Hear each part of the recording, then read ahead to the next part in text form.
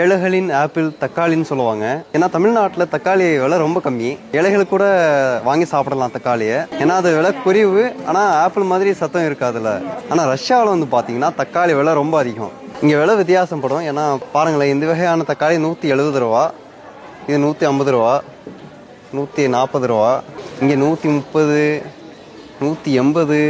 ரஷ்யாவில் தக்காளி விலை பார்த்தீங்கன்னா வின்டர் டயத்தில் 300, 400 அந்த மாதிரி இருக்கும்.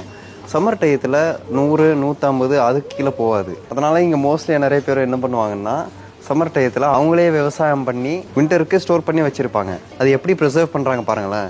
ஃபார் எக்ஸாம்பிள் இந்த மாதிரி இது வந்து உப்பு போட்ட தண்ணியில் தக்காளி போட்டாங்க. இதோட விலையை பாருங்களேன், இது வந்து 150. அதுக்கப்புறம் இந்த மாதிரி ஒரு டொமேட்டோ பேஸ்ட்டை செஞ்சுக்குவாங்க, இது 130 ரூபா.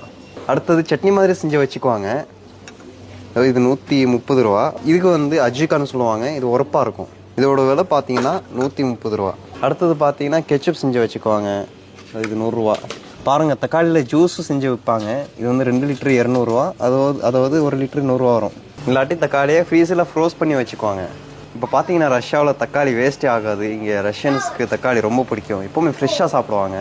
மற்றபடி பேஸ்ட்டாகவும் கெச்சப்பாகவும் யூஸ் பண்ணுவாங்க.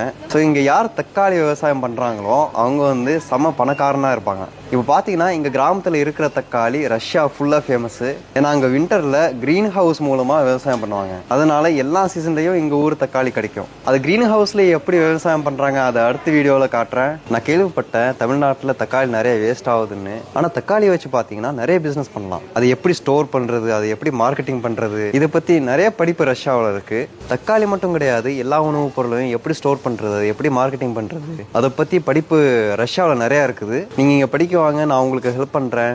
அஸ்ஸலாமு அலைக்கும்.